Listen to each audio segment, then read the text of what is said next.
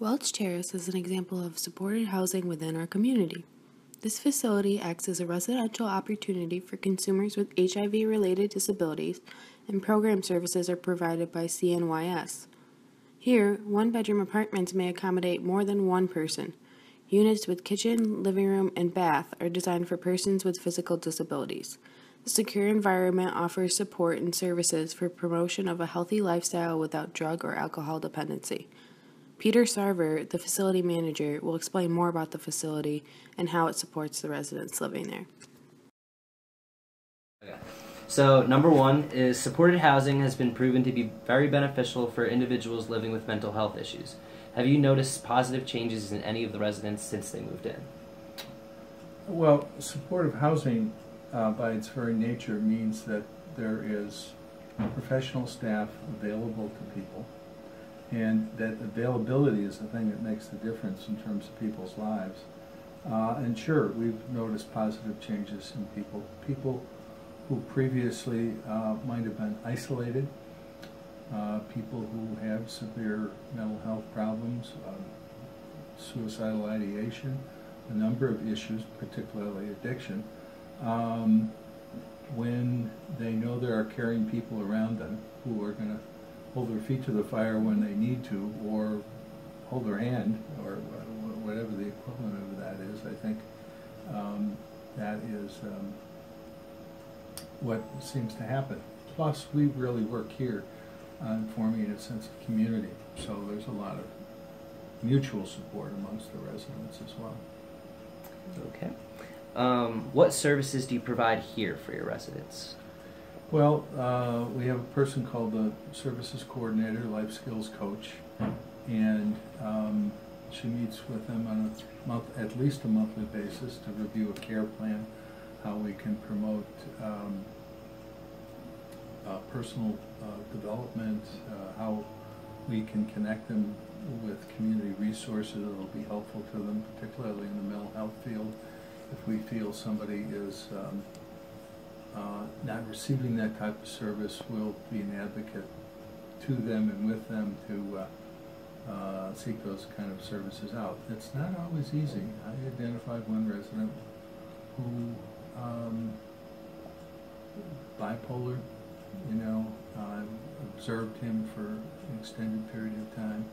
I'm not a clinician myself, but I know sufficiently what symptoms look like, and having had a relationship over time, brought that up to him. He's just very reluctant to embrace such a designation, even though there are pharmaceutical and talk therapy remedies to help people with that condition. He's not having any of it at the moment, but it doesn't mean that the discussion is over. Okay.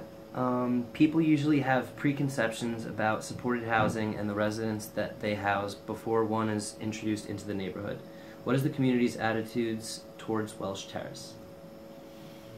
Well, by the neighborhood, I assume you mean housing that might be in the immediate vicinity.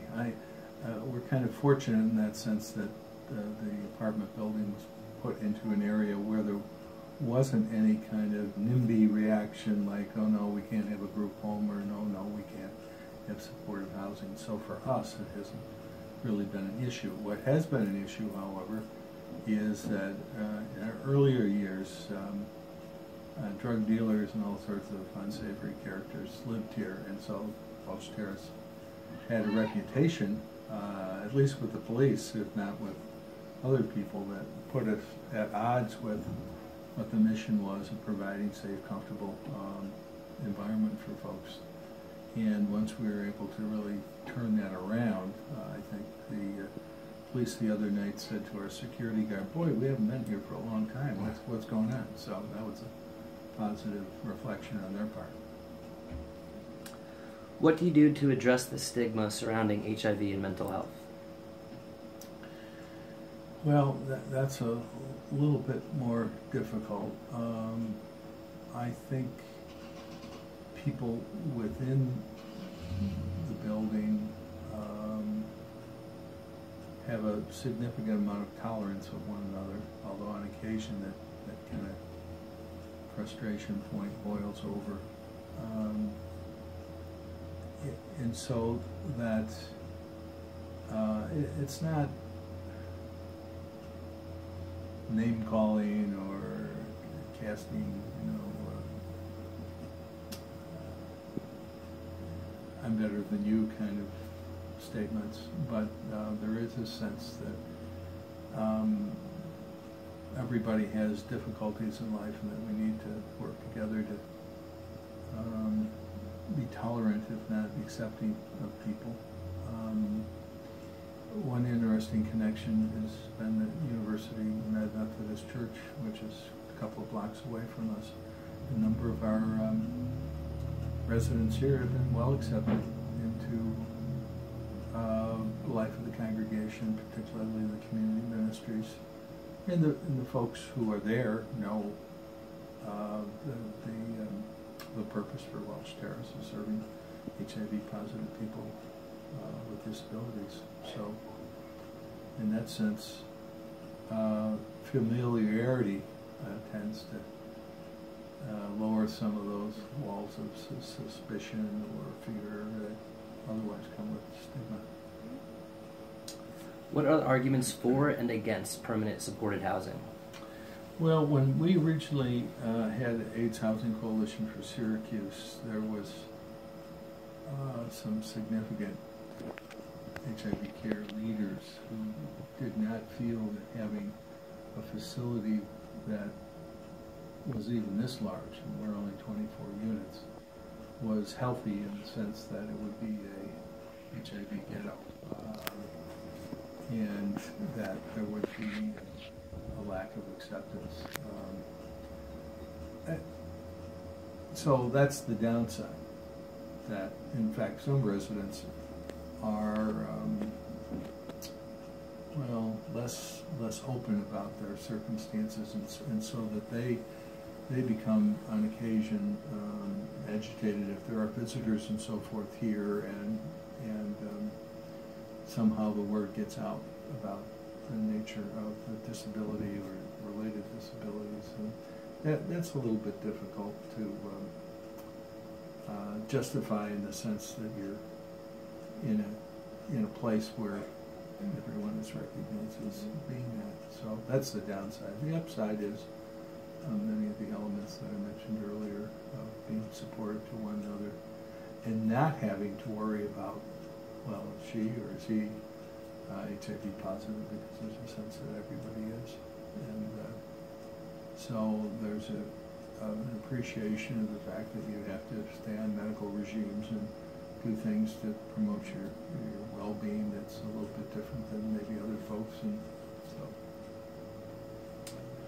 so. What is the process like for applying to live in Welch Terrace? And are there certain qualifications that an individual must meet? Well, when Welch Terrace was opened in 1995, there was a sense that AIDS was terminal illness. And so that has really turned around, and now the focus is on disabilities. HIV per se is not a disability, although it can cause disabling conditions. The irony is that drug and alcohol abuse might actually be more of a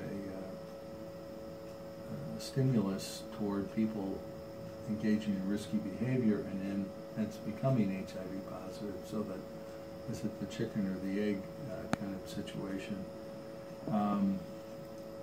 And although not everyone here who's HIV positive necessarily have mental health or addiction problems, but it's the prevailing backgrounds for most folks. And the other qualification is low income. So everybody here by federal standards qualifies as a very low income person. They might average about $10,000 or less. There are a few people working, and so they generate more income than people who might have a part-time job, but the norm is more low, very low income. What are the... Well, we're fortunate that when HUD built this, they lent us the money essentially to build this facility. And then they also attached a 30 or 40-year subsidy contract with it. So people who qualify for the subsidy automatically have access to federal housing dollars because of their income status. We don't have anybody that pays full rent here. It's all recognized as being necessary to help people without the means to have a good place to live. So the funding sources for the services coordinator, though, is a combination of United Way dollars, program called Community Development Block Grant, which recognizes HIV persons as a special needs population, so we typically get funded through them. And then our board of directors also do fundraising through events and that type of thing. So, how long may an individual reside at Welch Terrace for? What are the terms regarding evicting? This is permanent. This is permanent housing, so people, you know. I think the longest term resident right now is probably 12 years, something like that. But we also have people come and leave within a year. So because their circumstances change or they decide that this isn't the environment for them. On occasion, we do have to evict a resident, and that's because either they don't pay their rent, their share of the overall cost of operating the housing program, or their behavior is such that they disturb the peace and tranquility of the other persons living here. So, and that might be related to the drug and alcohol problems. Most typically, that's what it's all about. So, and we will work with people. We'll identify people and say, "You've got a problem." "Oh no, I don't." "Oh yes, you do." "Do you want to stay here?" "Oh yes, I do." "Well, here's what you got to do." So we don't just slap the eviction notice on somebody's door and call it quits on them. And piggybacking on that, what are the rules that residents must follow in order to stay at Welch Terrace?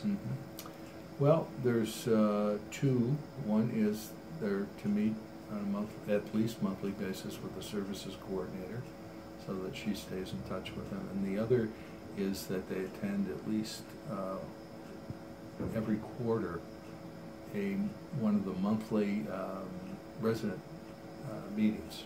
So it's not too onerous, it's an hour and a half or something like that, and then we just go through an agenda and see what issues there might be in the building, and we share information, and really people have an opportunity to just know one another a little bit better, because not everyone immediately develops an acquaintance or a friendship with people. So, if you could improve one aspect of supported housing in order to benefit residents or potential residents, what would it be? One aspect. Well, I believe in quality of improvement. Certainly, what we've done here in the last few years has made a big difference. I mean, we put together a social contract. So in addition to your standard lease, we've laid out these behavioral expectations, and I think that was the quality improvement program that we instituted, and that we struggle with all the time, because rules are more guidelines than things that tell us, well, you got to do this or you got to do that. I mean, we're dealing with complex human beings, and so we try to be as flexible as possible while still retaining certain expectations in terms of the interests of the whole community of people that are living here. Okay, well that's it. Thank you very much. Thank you. You did great.